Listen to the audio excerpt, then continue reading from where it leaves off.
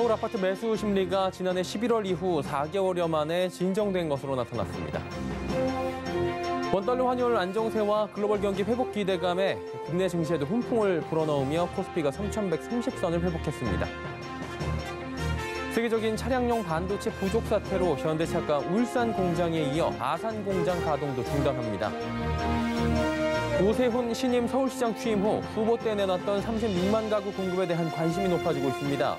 재건축 규제 완화에 대한 기대와 우려 섞인 전망도 나오는데 잠시 뒤에 짚어보도록 하겠습니다. 센 경제 라이브 시작합니다.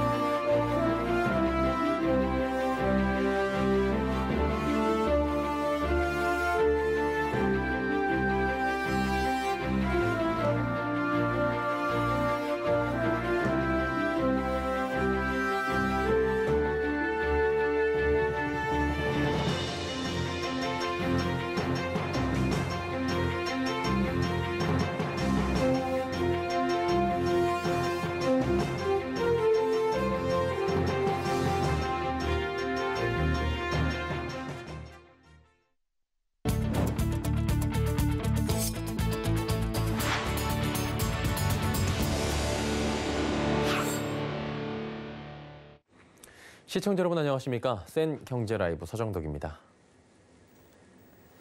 서울 아파트 시장에서 매수 심리가 잦아들고 있습니다. 정부의 이사주택 공급 대책 직후부터 8주 연속 매수 심리가 줄어드는 양상이라고 하는데요.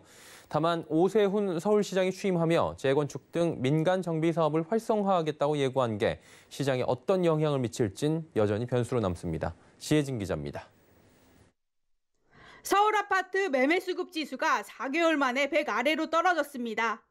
매매수급 지수는 회원중개업소 설문과 인터넷 매물 건수 등을 분석해 수요와 공급 비중을 지수로 표현한 것입니다. 0에 가까울수록 공급이 수요보다 많다는 것을 뜻하고 200에 가까우면 수요가 공급보다 많다는 의미입니다. 서울 아파트는 지난해 11월 말을 마지막으로 기준선인 100을 줄곧 웃돌았습니다. 그러다 지난주 19주 만에 96.1을 기록했습니다. 강북권역과 강남권역 모두 100 아래로 떨어졌습니다. 강북권은 지난주 18주 만에 기준선 아래인 99.4를 기록한 뒤 이번 주는 95.0으로 더 떨어졌습니다. 강남권도 97.2로 내려오며 안정세를 나타내고 있습니다. 이처럼 매수 심리가 잠잠해진 데에는 정부의 이사 주택 공급 대책이 영향을 미쳤다는 분석이 나옵니다. 실제 정부의 정책 발표 직후인 2월 셋째 주부터 지난주까지 8주 연속 매매수급 지수는 꾸준히 하락하고 있습니다. 다만 오세훈 시장 취임 등은 변수로 작용할 전망입니다. 선거를 치르기 전인 지난주부터 누가 되든 재건축 규제를 완화할 거란 기대감에 재건축 단지가 많은 송파구, 강남구, 노원구 등의 집값은 강세를 보였습니다. 가가 올라가고 있는 거는 사실입니다. 근데 이게 어느 정도 지속될 수 있을지에 대해서는 조금 이제 이견이 있는데요. 지금 이제 그 주담대 금리라고 하는 것 자체가 미국 금리발 금리 상승이 이어지면서 계속해서 주택 가격이 계속 올라갈 거다라고 보기에는 조금 이제 한계점이 있습니다. 서울경제TV 지혜진입니다. 원달러 환율 안정세와 글로벌 경기 회복 기대감 등이 국내 증시에도 훈풍을 불어넣었습니다. 외국인이 오늘은 매도 전환했지만 이번 주에만 약 8,600억 원을 매수하며 지수 상승을 주도했는데요. 이번 한 주간의 증시 흐름 앵커 리포트에서 정리해드립니다. 미국의 고용지표 개선 등 경제지표 호조세와 코로나19 백신 접종 가속화에 경기 회복 기대감이 커졌습니다. 현지 시간 6일 미국 질병통제예방센터는 미국 내 인구 중 코로나19 백신 1차 접종 비율은 35%, 2차 접종까지 모두 완료한 비율은 18%라고 밝혔습니다. 특히 캘리포니아주는 오는 6월 15일 마스크 착용을 제외한 경제활동 완전 재개 방침을 밝히며 일상생활 복귀 가능성이 커진 상황입니다. 또 미국 10년 만기 국채금리 안정세와 원달러 환율의 하락세까지 더해지며 외국인들은 코스피 순매수 기조를 이어갔습니다. 국내 증시는 실적 시즌에 대한 기대감과 글로벌 훈풍에 외국인 순매수세까지 더해지며 긍정적인 흐름을 이어갔습니다. 이 이번 주 코스피는 0.61% 오르며 3,131.88포인트의 장을 마감했고 코스닥은 1.99% 상승하며 989.39포인트의 거래를 마쳤습니다. 한 주간 수급 동향을 살펴보면 코스피는 외국인이 지난주에 이어 8,588억 원 순매수를 이어갔습니다. 개인 역시 매수 강도를 높였는데 기관은 2조 1,146억 원 매도했습니다. 코스닥은 기관과 외국인이 팔았지만 개인은 순매수했습니다. 연기금은 이번 주에도 코스피 시장에서만 약 7천억 원치를 팔며 매도 행진을 계속했습니다. 지난 7일 삼성전자와 LG전자는 각각 1분기 실적을 발표하며 실적 시즌에 문을 활짝 열었습니다. 삼성전자는 9조 3천억 원의 깜짝 실적을, LG전자 역시 1조 5,178억 원의 역대 최대 분기 영업 실적을 발표했습니다. 하지만 두 회사의 주가는 호실적에도 약세를 보였습니다. 뚜렷한 호재 없이 우선주가 급등하는 이상 현상이 발생했습니다. 특히 한화투자증권 우선주는 이번 한 주간만 120% 가까이 오르며 오늘 거래가 정지되기도 했는데 이러한 우선주 급등 현상에 투자자들의 주의가 요구되고 있습니다. 증권업계는 국내 주식시장이 외국인 매수세를 중심으로 박스권 상단 돌파를 지속적으로 시도할 것이라 전망하는 가운데 반도체와 철강 등 미국향 수출주에 대한 관심을 전했습니다. 서울경제TV 서정덕입니다. 세계적인 차량용 반도체 부족 사태로 현대차가 울산 공장에 이어 아산 공장 가동도 중단합니다. 현대차는 파워트레인 컨트롤 유닛 부품의 차량용 반도체 수급 차질로 오는 12일과 13일 아산 공장 가동을 멈추기로 했다고 밝혔습니다. 반도체 부족은 자동차를 넘어 가전업계까지 확산되고 있습니다. 세계 최대 가전기업 중 하나인 미국 월풀이 반도체 칩 부족으로 생산 차질을 빚는가 하면 중국 주요 가전업체인 메이디도 반도체 부족 압박을 받기 시작했습니다. 국내 가전업계는 아직 감산을 고려할 단계는 아니지만 수급 상황을 예의주시하고 있습니다. 한국 투자자들이 국내 대표 반도체주인 삼성전자 대신 대만의 TSMC와 미국 인텔 주식을 집중 매수한 것으로 나타났습니다. 이달 초 국내 시장에서 개인 투자자들이 삼성전자를 약 6,632억 원어치를 팔아치웠습니다. 반면 같은 기간 개인 투자자들은 뉴욕 증시에 상장된 대만 TSMC 주식을 약 198억 원, 미국 인텔 주식은 약 58억 3,900만 원어치를 사들였습니다. 이는 미국 조 바이든 정부가 반도체 메이드 인 아메리카를 강조하며 자국 파운드리 업체 키우기에 나서며 반도체 공급망 변화가 예고됐기 때문으로 풀이됩니다. 브라이언 캠프 미국 조지아 주지사가 조 바이든 대통령에게 국제무역위원회 ITC의 SK이노베이션 배터리 수입 금지 조처를 뒤집어줄 것을 거듭 촉구했습니다. 캠프 주지사는 현지 시간으로 8일 성명을 발표하고 최소 2,600명 조지아인의 일자리가 ITC 판결에 대한 바이든 대통령의 결정에 달려 있다며 대통령이 자신의 권한을 행사해 옳은 일을 하기를 진심으로 바란다며 거부권 행사를 요청했습니다. 지난 2월 10일 미국 ITC는 LG에너지솔루션과 SK이노베이션의 영업비밀 침해 분쟁에 대한 최종 결정에서 SK이노베이션의 영업비밀 침해를 인정하고 SK 측에 10년간 수입 금지 명령을 내렸습니다. 바이든 대통령의 ITC 결정에 대해 거부권 행사 기한은 이번 달 11일까지입니다. 카드 가맹점 수수료율 재산정 논의가 3년 만에 본격화될 전망입니다. 정치권에선 카드 수수료를 더 낮춰야 한다는 목소리가 나오며 카드업계의 반발이 거세지고 있습니다. 양한나 기자입니다. 금융위원회와 여신금융협회 등 금융당국이 이달 중 카드 가맹점 수수료 조정 작업에 본격 돌입합니다. 여신금융협회는 카드 가맹점 수수료율의 원가 분석을 담당할 컨설팅 기관으로 삼정 KPMG를 잠정 선정했습니다. 앞으로 저격 비용 산정을 위한 금융당국과 여신협회, 카드사 관계기관의 합동 태스크포스가 꾸려지면 내년부터 2024년까지 적용될 카드 가맹점 수수료율이 정해집니다. 카드업계는 계속된 가맹점 수수료 인하로 수익성 악화에 시달려 더 이상의 수수료율 인하는 어렵다는 입장이지만 정치권에서는 소상공인 보호를 이유로 가맹점 수수료 인하 관련 법안을 내놓고 있습니다. 작년 구작은 국민의힘 의원이 영세 중소가맹점의 소액결제 수수료 면제, 전통시장의 우대 수수료율 적용 등 내용을 담은 여신전문금융업법 개정안을 발의한 데 이어 지난달 이용호 무소속 의원은 영세 소상공인의 카드 수수료율을 추가 우대하는 영세 소상공인 카드 수수료율 우대법을 발의했습니다. 한편 코로나19 영향으로 온라인 쇼핑 결제가 늘면서 네이버페이 등 간편 결제를 운영하는 기업의 가맹점 수수료 수익은 급증하고 있습니다. 이들은 전자금융업자로 분류돼 카드사와 달리 가맹점 수수료율 상한 규제를 적용받지 않는다는 점에서 형평성 논란도 불거지고 있습니다. 인터넷으로 유통을 하다 보니 이제 카드 업계의 어떤 시장 변화가 있고, 그래서 카드 수수료도 그런 시장 변화에 따라서 정상화를 할 필요가 있다. 정부가 이렇게 과도하게 인위적으로 개입해서 시장을 왜곡해서는 소비자도 손해고 또 기업들도 손해인 상황이 벌어지니 정부의 개입을 최소화시킬 필요가 있다는 말씀드립니다. 금융당국은 이번에도 우대 가맹점 비율을 높여 전체적으로 가맹점 수수료율이 낮아지는 방안을 추진할 것으로 예상됩니다. 서울경제TV 양한나입니다.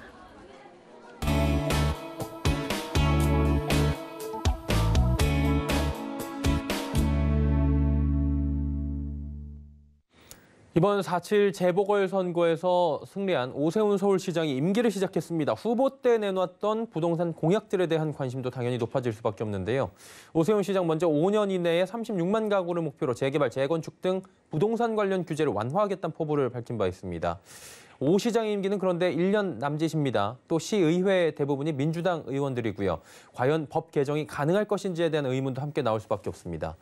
오세훈 시장의 포부대로 민간 정비 사업이 활성화되더라도 과연 집값 안정화를 기대할 수 있을 것인지에 대한 의견도 분분합니다.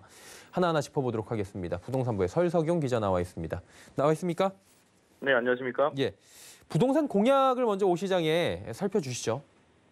네, 이번 4.7 재보궐선거가 그야말로 부동산 선거였던 만큼 각 후보들은 부동산 관련 공약에 치중했습니다. 오 시장도 시장으로 당선되면 일주일 이내에 부동산 규제를 완화하겠다고 약속해 정비가 필요한 낡은 단지를 중심으로 기대에 부풀어 있는 모습입니다. 재건축, 재개발 관련 규제를 완화하고 공공이 아닌 민간이 주도해 속도를 올리겠다는 것인데요. 이른바 스피드 주택 공급을 추진하겠다는 겁니다. 현 정부가 내세우고 있는 공공주도형 정비 사업을 정면으로 뒤집겠다는 뜻으로 해석할 수 있습니다. 오 시장은 향후 5년 동안 36만 가구의 주택을 공급하고 이 중 절반이 넘는 18만 5천 가구는 민간이 개발하겠다고 밝힌 겁니다. 이를 위해 현재 35충롤 및 용적률 제한, 분양가 상한제, 재건축 초과 이익 환수제 등 재개발, 재건축 관련 규제를 완화하거나 해제하겠다고 했습니다. 그러면서 한강변 아파트 충고를 50층으로 완화하겠다고 했습니다. 구상은 어느 정도 지금 알겠는데 문제가 서울시의회 구성을 보면은 대다수가 민주당입니다. 이 실현 가능성이 있겠습니까? 네, 서울시 내 부동산 관련 법안을 개정하려면 서울시의회를 통과해야 하는데요. 서울시 의원은 모두 109명입니다. 이 중 101명이 민주당 소속 의원인데요. 이미 과반도 넘은 상태라서 민주당 전체에 대한 설득이 이루어져야 할 텐데 그게 가능할지가 의문입니다. 오 시장이 당선 직후 서울시 의회를 찾았지만 정책이 아닌 정치 구도로 그려질 경우 시작부터 잡음일 수 있습니다. 또 서울시장이 추진한 정책은 각 구의 협조가 절대적으로 필요할 텐데요. 서울시 구청장 25명 중 서초구를 제외한 24명이 민주당 소속입니다. 재건축 규제를 푸는 것도 쉽지 않아 보입니다. 일단 안전진단을 통과해야 하는데 이 안전진단 요건은 중앙정부가 관리하는 법령과 고시 등에 규정되어 있습니다. 서울시 단독으로 할 수 없다는 뜻입니다. 초과 이익 환수제나 분양가 상한제 등 재건축 관련 규제도 시장이 단독으로 할 방법은 요원합니다.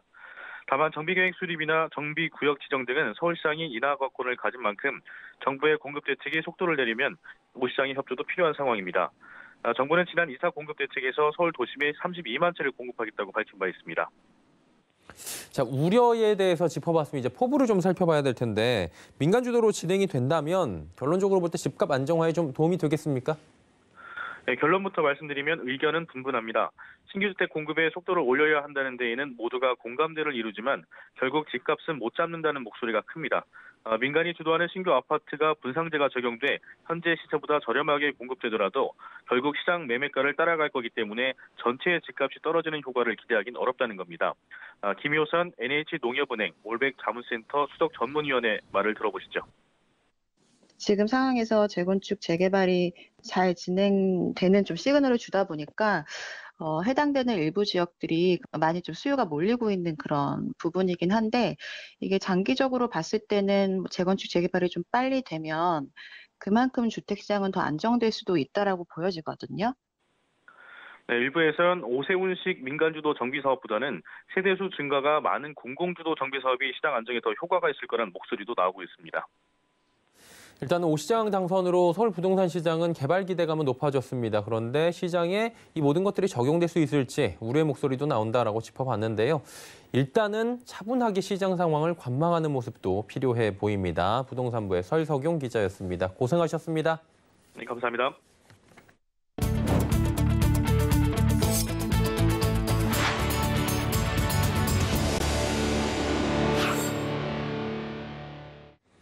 MC사업 철수 선언 나흘 만에 LG 스마트폰이 헐값에 쏟아지고 있는 상황입니다. 특히 V50S는 벌써 공짜폰이 됐다고 하는데요. 매력적인 가격임에도 불구하고 사라질 브랜드라는 인식 탓인지 사람들의 관심은 그다지 끌지 못하고 있다고 합니다. 윤다희 기자입니다. LG전자의 휴대폰 사업 종료가 오는 7월로 확정됐지만 기기 공시지원금을 낮추는 등 마케팅 움직임은 없는 상태입니다. 그럼에도 길거리 판매점, 대리점 등에 들어가면 공짜에 가까운 시세를 쉽게 확인할 수 있습니다. LG폰 V50S의 경우 번호 이동, 기기 변경 기기값이 18만 원에서 0원까지 형성돼 있습니다. 특히 일부 판매점은 번호 이동 10만 원, 기기 변경 25만 원까지 오히려 돈을 주는 경우도 있습니다. 가격만 생각하면 경제적으로 스마트폰을 마련할 기회인데 철수 선언 이후 찾는 사람이 없습니다. LG폰 철수해서 가격 떨어졌는데 사람들 별로 안 찾아요. 메리트 하나도 없어요.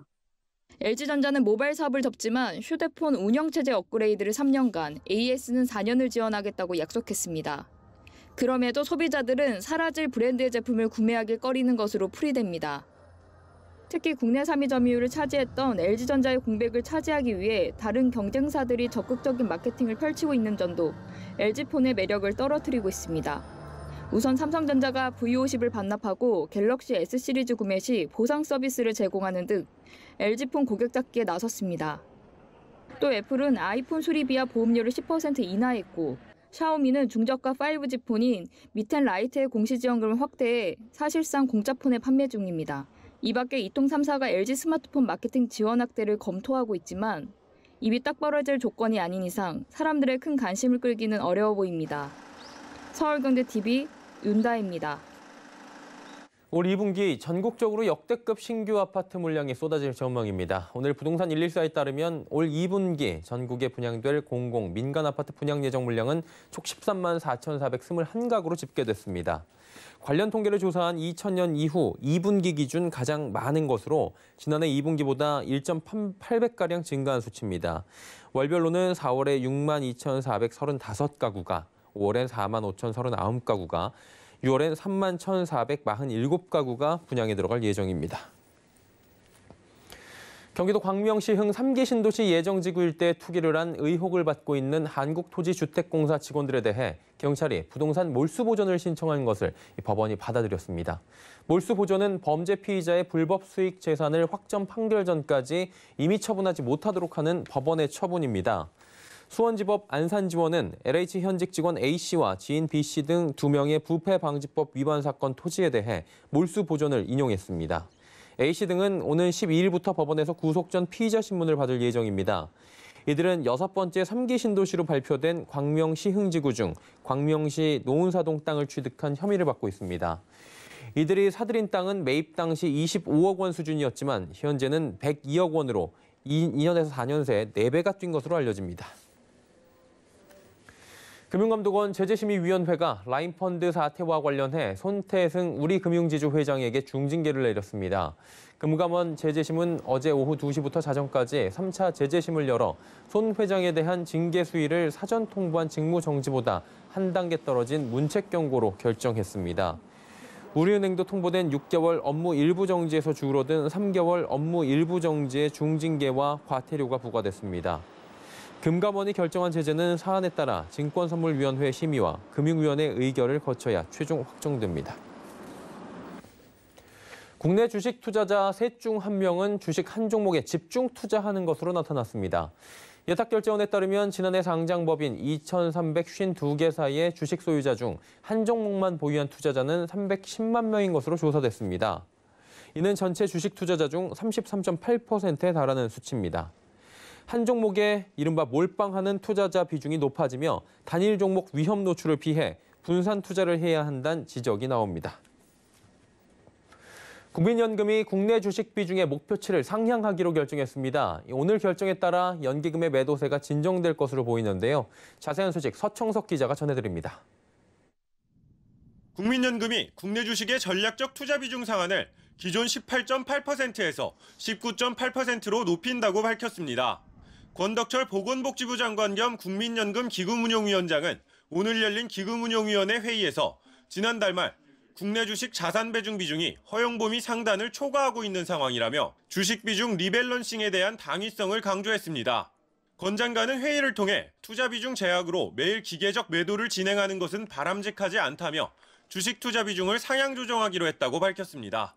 국민연금은 전략적 자산 배분 허용 한도 플러스 마이너스 2%포인트와 전술적 자산 배분 허용 한도 플러스 마이너스 3%포인트를 합쳐 총 플러스 마이너스 5%포인트의 이탈 허용 한도를 목표치에 반영하고 있는데 이날 결정으로 전략적 자산 배분 허용 한도를 기존 플러스 마이너스 2%포인트에서 플러스 마이너스 3%포인트로 조정하기로 했습니다. 그동안 국민연금이 최장기간 매도세를 이어가면서 개인 투자자의 불만이 많았는데 이번 조치로 연기금은 향후 10조 원 전후의 추가 매수 여력이 생겼습니다. 연기금은 국내 주식 목표치를 맞추기 위해 지난해 24일부터 주식 비중을 축소하기 위해 강한 매도세를 보였습니다. 1월에만 8조 원 이상을 팔았고 2월 4조 3,190억 원, 3월 3조 3,100억 원을 순매도한 바 있습니다. 서울경제TV 서청석입니다. 시대의 거인 고 백상 장기영 서울경제신문 한국일보 창간 발행인의 추모식이 열렸습니다. 쉴 새 없이 솟아나는 아이디어를 가졌다는 뜻의 호처럼 분야를 넘나들며 한국 경제의 단단한 건설을 이끌었는데요. 백상 장기영의 발자취를 정세미 기자가 짚어봤습니다. 고 백상 장기영 서울경제신문 한국일보 창간 발행인의 44기 추모식이 오늘 오전 경기도 하남시 창우동 묘소에서 열렸습니다. 추모식은 신종 코로나 바이러스 감염증 상황을 감안해 거리 두기를 지키며 차분하게 이뤄졌습니다. 관계자들은 재단에 분양하며 한국 경제와 언론, 문화, 체육의 설계자였던 백상의 뜻을 기렸습니다. 1934년 현 한국은행인 조선은행에 입사한 백상은 34세의 젊은 나이에 부총재를 맡아 산업의 근대화와 경제 개발을 이끌었습니다. 언론인으로의 인생은 조선일보에서 시작됩니다. 경영난을 겪던 조선일보를 재건한 후 1954년 태양신문을 인수해 한국일보를 창간했습니다. 이후 13년간의 숙고 끝에 1960년 8월 1일 국내 최초의 경제신문인 서울경제신문을 창간합니다. 김포공항에 전담기자를 배치해 주요 인사들의 해외 일정을 전하는 고정란 경제인 왕래를 만든 건 출장이 드물었던 시기 획기적인 일로 주목받았습니다. 스포츠와 문화에도 남다른 애정을 보였습니다. 백상은 대한축구협회장과 대한올림픽위원회 위원장, 국제올림픽위원회 위원 등을 역임했습니다. 정치권에는 1964년 부총리 겸 경제기획원 장관으로 입각해 한국 경제의 고속질주를 이끌었습니다.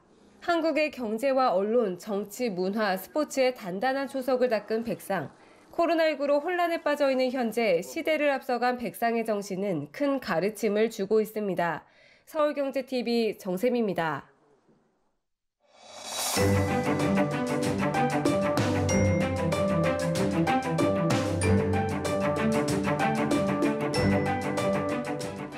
안녕하세요. K웨더 라이프스타일 예보 신지수입니다. 오늘도 따스한 봄 날씨가 이어졌는데요. 저녁부터는 기온이 다시 내려가는 만큼 큰 일교차에는 유의하셔야겠습니다. 현재 위성 영상 보시면 중부지방은 맑은 날씨를 보이고 있고요. 대체로 흐린 남부지방도 저녁부터는 점차 맑아지겠습니다. 주말에도 하늘은 대체로 맑겠고 공기도 쾌적하겠습니다. 한낮에는 20도 안팎으로 따뜻하겠는데요. 다만 강원 영동과 경상 동해안 지역은 동풍이 불면서 낮 기온 15도 안팎으로 선선하겠습니다. 하늘이 맑은 대신 대기는 메말라 가고 있습니다. 현재 내륙 곳곳으로 건조특보가 발효 중인데요. 특히 경상권 해안과 전남 남해안은 내일 새벽까지 바람이 강하게 불겠습니다. 화재 예방에 각별히 유의하시기 바랍니다. 다음은 자세한 지역별 날씨입니다. 중부지방 아침 기온 서울 7도, 수원과 대전 5도로 시작하겠습니다. 낮 기온은 서울과 수원 18도, 대전 20도까지 오르겠습니다. 동해안 지방의 아침 기온은 속초와 강릉이 4도 예상되고요. 낮 기온은 울진 13도, 강릉 15도로 선선하겠습니다. 남부지방 아침 기온 광주와 부산 7도 보이겠고요. 한낮에는 대구 18도, 전주 20도 예상됩니다. 해상에는 구름만 지나는 가운데 물결은 남해와 동해상에서 최고 3m로 높게 일겠습니다. 월요일 오전 제주도에 비가 시작돼 오후에는 전국으로 확대되겠는데요. 비는 화요일 오전에 대부분 그치겠지만 강원도와 경상권은 오후까지 이어지겠습니다. 날씨였습니다. 센 경제 라이브 저희가 준비한 소식은 여기까지입니다. 건강한 주말 보내시길 바랍니다. 고맙습니다.